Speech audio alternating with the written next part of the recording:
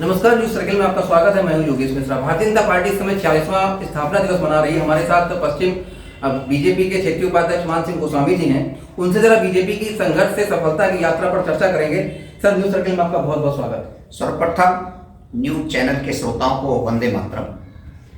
और आज भारतीय जनता पार्टी का 46वां स्थापना दिवस कार्यकर्ताओं ने अपने घरों पर झंडा लगाकर, कार्यालयों पर स्वच्छता के साथ झंडा लगाकर पार्टी का स्थापना दिवस मनाया। सर, एक चीज आपसे समझना चाहेंगे कि बीजेपी 1980 से यह यात्रा शुरू हुई और अब 2025 में आज हम खड़े हैं। एक पार्टी जो आती है 1980 में शुरुआत करती है, जनसंघ पहले हुआ करता था, 1980 में राजनीतिक तौर पर वो अपनी शुरुआत करती है और इसके बाद 2025 में जब आके हम खड़े हो जाते हैं तो आप कितना बदलाव पार्टी में चेंजेस देखते हैं? 21 अक्टूबर 1951 को जनसंघ की स्थापना हुई। जी। तब से प्रारंभ होने के बाद 1980 6 अप्रैल तक जनसंघ के कार्यकर्ताओं ने जनसंघ के बैनर तले काम किया। जी। 1975 में इमरजेंसी के बाद जनता पार्टी और जनसंघ के विलय के बाद जो बातें दोनों विचारों की तरफ से आई, जनता दल के कार्यकर्ताओं ने, नेताओं ने कहा कि एक दल में 2 सदस्यता नहीं चल सकती। इस विषय के साथ तत्कालीन हमारे जनसंघ के नेताओं ने निर्णय लिया कि अब जनता पार्टी के साथ नहीं चला जा सकता और भारतीय जनता पार्टी का उदय 6 अप्रैल 1980 से प्रारंभ। प्रथम राष्ट्रीय अध्यक्ष के रूप में श्रद्धेय अटल बिहारी वाजपेयी जी के नेतृत्व में भारतीय जनता पार्टी का कारवा आगे बढ़ता है और आप देख सकते हैं कि जनसंघ के टाइम में 2 लोकसभा सदस्यों से प्रारंभ होता हुआ सफर 330 भारतीय जनता पार्टी के सांसद भी रहे। पूर्ण बहुमत की सरकार तीसरी बार अब केंद्र में चल रही। और दूसरा ये भी कहा जाता है कि विश्व की सबसे बड़ी पार्टी का तमगा भी आपको हासिल है। हाँ, नेचुरल सी बात है। आप देखेंगे कि जो भारतीय जनता पार्टी का संगठनात्मक सेटअप है, करोड़ों कार्यकर्ता उस सेटअप से इतना संतुष्ट हैं, उस सेटअप से अपने को बहुत जुड़ा हुआ मानते हैं।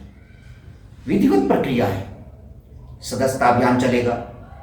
मैं पश्चिमी उत्तर प्रदेश में आदरणीय सत्येंद्र सिसोदिया जी यहाँ के क्षेत्रीय अध्यक्ष हैं, उनके नेतृत्व में 28,761 बूथों पर अभी सदस्यता अभियान चलाया। मैं सक्रिय सदस्यता अभियान का प्रमुख होते हुए मुझे गर्व की अनुभूति होती है। कहीं चले जाइए, किसी बूथ पे चले जाइए, सहारनपुर से लेकर के बुलंदशहर के अलीगढ़ क्षेत्र तक जाइए, उधर गाजियाबाद से प्रारंभ होकर बरेली, मिलक, रामपुर तक जाइए, आपको पूरे क्षेत्र में जो कार्यकर्ताओं ने उत्साह के साथ प्राथमिक सदस्यता उत्सव के रूप में, संगठन पर्व के रूप में सब ऐसे लगे हुए थे जैसे हम एक नई सृष्टि की रचना करने जा रहे हैं। एक भाई साहब सवाल जरूर आता है कि जब बीजेपी की बात होती है तो कहा जाता है पार्टी में डिफरेंसेस कि आप दूसरी पार्टियों से बड़े अलग हैं। तो जरा ये हमें समझाइएगा कि बीजेपी के अंदर संगठन और सरकार की क्या भूमिका रहती? अभी आपने देखा होगा कि लोकसभा के अंदर जब वक्फ बिल पर बातें चल रही थी, चर्चा चल रही थी, तो श्री अखिलेश जी ने तंज कसते हुए लोकसभा में अपनी बात रखी। उन्होंने कहा कि देखिए, भारतीय जनता पार्टी के पास में अभी तक राष्ट्रीय अध्यक्ष नहीं आया, तो भारत सरकार के बहुत ही लोकप्रिय गृह मंत्री, जन जन के नेता आदरणीय अमित शाह साहब ने बहुत स्पष्ट तौर पर कहा था कि भारतीय जनता पार्टी 13-14 करोड़ कार्यकर्ताओं की पार्टी है। हमारे यहाँ सिस्टम है, विधिवत चुनाव प्रक्रिया है, हम चुनाव प्रक्रिया के तहत आगे बढ़ते हैं और जो लोग परिवारों के दल हैं उनके लिए स्पष्ट तौर पर कहा कि 5 लोग बैठते हैं, अपना नेता चुन लेते हैं। और उन्होंने बहुत हंसते हुए कहा कि श्रीमान अखिलेश जी, आप अगले 25 वर्ष के लिए अपने दल के राष्ट्रीय अध्यक्ष हैं, क्योंकि आपको 5 लोगों को चुनना है, मेरे यहाँ तो 13 करोड़ चुने। तो आप लगाइए, 13 करोड़ की पॉपुलेशन के इस धरती पर कई देश हैं, जिन 3-4 देशों को, 4 देशों को एक साथ जोड़ेंगे तो 13 करोड़ पॉपुलेशन नहीं बैठती है जी। और हम 13-14 करोड़ कार्यकर्ताओं के बीच से मंडल अध्यक्ष चुनते हैं, जिला अध्यक्ष चुनते हैं, उसके बाद हम प्रदेश अध्यक्ष चुनते हैं और सभी प्रदेशों के प्रदेश अध्यक्ष मिलकर के राष्ट्रीय अध्यक्ष का चयन करते हैं। तो बहुत प्रक्रिया जो एक वास्तव में संवैधानिक प्रक्रिया है, भारतीय जनता पार्टी के संविधान की संवैधानिक प्रक्रिया का अनुसरण करते हुए हम स्टेप बाय स्टेप ऊपर जाते हैं और काम करते हैं। कब तक चुन लेंगे राष्ट्रीय अध्यक्ष, ये तो बता ही सकते हैं ना, व्यक्ति ना बताइए, टाइम फ्रेम बता दीजिए। ये मेरा विषय नहीं है, चलिए, संगठन पर्व चल रहा है। अच्छा, दूसरी बात ये भी कि योगी सरकार, प्रदेश की योगी सरकार ने सफलतम 8 वर्ष पूरे कर लिए हैं। 8 वर्षों को आप कैसे देखते हैं संगठन के तौर पे? आप चूंकि संगठन से जुड़े हैं, सरकार अपना काम कर रही है, संगठन अपना काम करता है, तो संगठन के तौर पे आप सरकार को कैसे मूल्यांकन करते हैं? मैं बहुत नजदीक से 1997-98 से सरकारों को नजदीक से देख रहा हूं। मुझे बताते हुए हर्ष हो रहा है इन 8 वर्षों में जिस जंगल राज, जिस अराजकता वाले राज में जहां अपहरण का उद्योग धंधा चलता हो, जहां बहन बेटियों की सड़कों पर सरेआम इज्जत लूटी जाती हो, उस प्रदेश का नेतृत्व 2017 में भारतीय जनता पार्टी को मिला और 2017 में उत्तर प्रदेश के बहुत ही एक ऊर्जावान अपने नेता को उत्तर प्रदेश का नेतृत्व दिया, जिनका नाम है, गर्व के साथ लेते हुए हमारा भी सीना चौड़ा हो जाता है, योगी आदित्यनाथ जी। और योगी जी के नेतृत्व में मैं नहीं कह रहा हूं, आज देश की जनता बोल रही है, आज उत्तर प्रदेश की जनता बोल रही है कि ऐसा मुख्यमंत्री सदियों में एक बार मिलता है। हमने न केवल कानून व्यवस्था ठीक की, हमने आम जनता की जरूरतमंद चीजों को, जो बीच में सरकार और बिचौलियों के बीच में रहती थी, उस सारे तंत्र को हटाया और सीधा जनता से जुड़ा। एक आप राजीव जी ने कहा था, राजीव गांधी जी ने, कांग्रेस के प्रधानमंत्री थे उस समय, उन्होंने कहा था कि मैं 1 रुपये भेजता हूं तो 15 पैसे तक ही किसान के खाते तक पहुंच पाता है, गरीब के खाते तक पहुंच पाता है।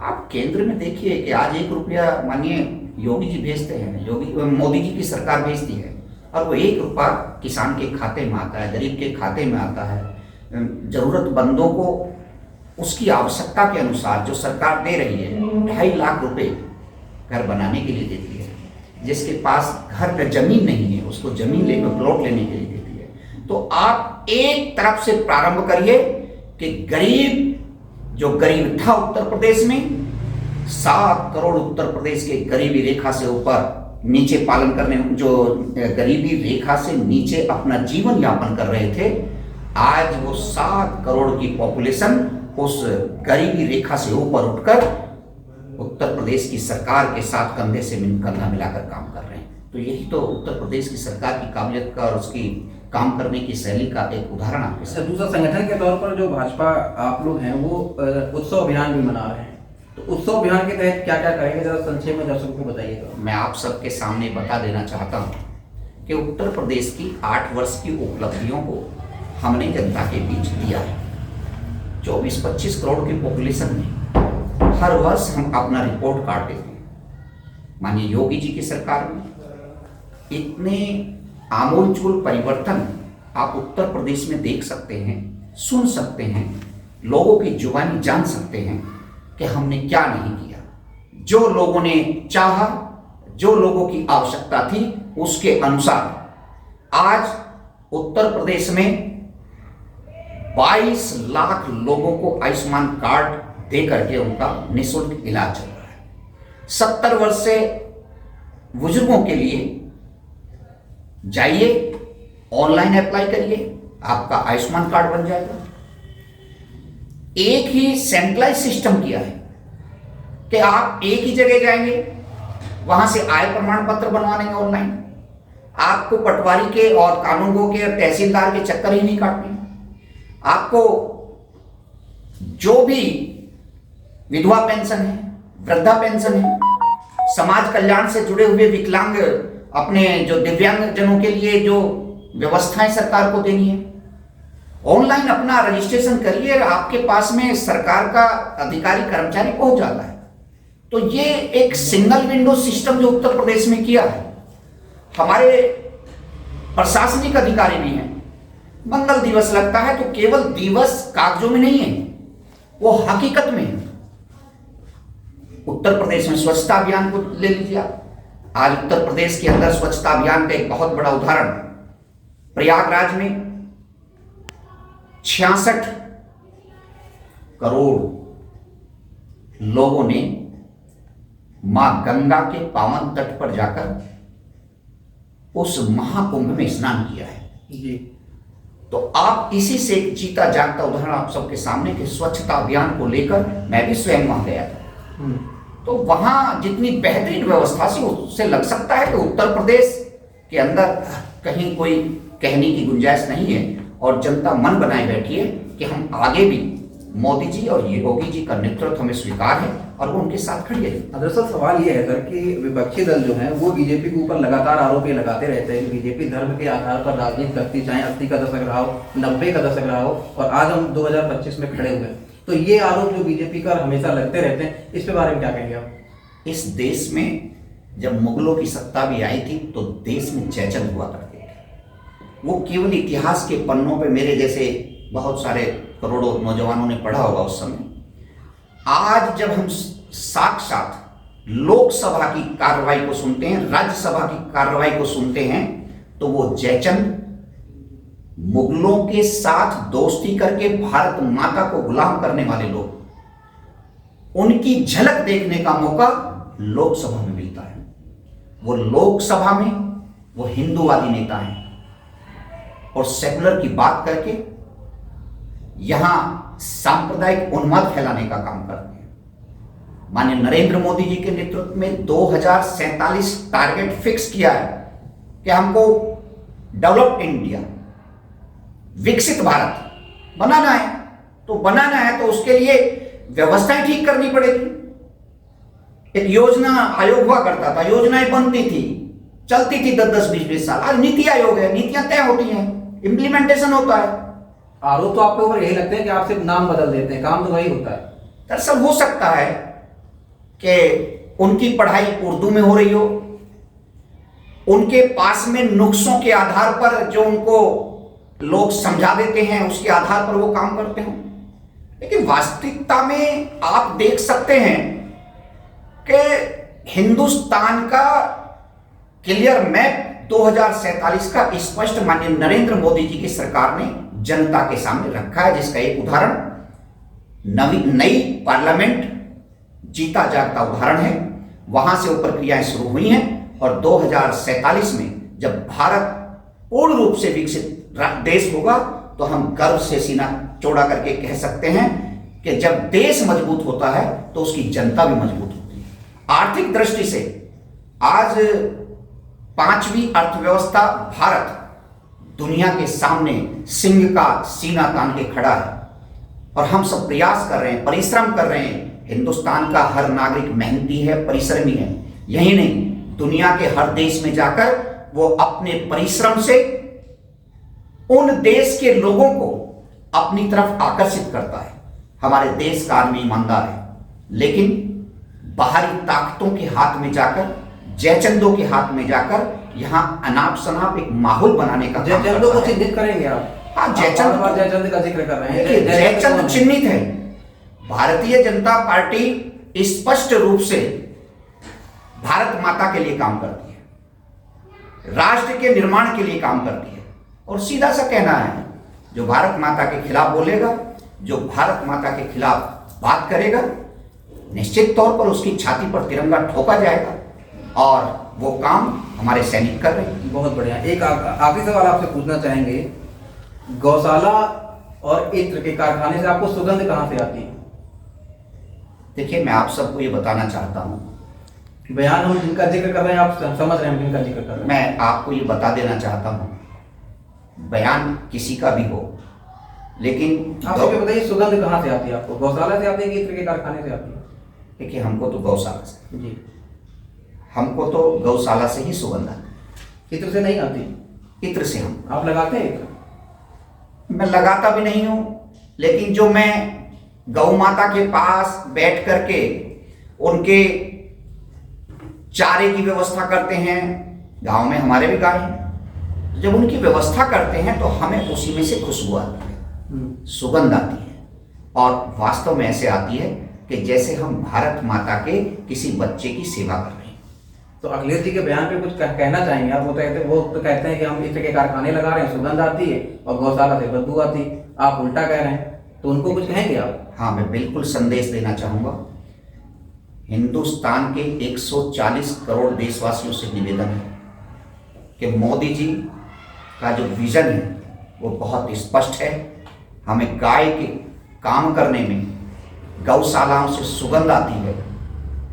इत्र का काम करने वाले ये वो जयचंद हैं जिनको हमें समझने की आवश्यकता है। लोकसभा में वक्फ बिल पर जो बहस हुई उसमें यही लोग जो इत्र की खुशबू वाले हैं वो ठेका लगाकर हंस रहे थे, इस देश में मजाक बना रहे थे पार्लियामेंट को, और हमारे नेता गंभीरतापूर्वक उस काम को बढ़ा रहे थे आगे।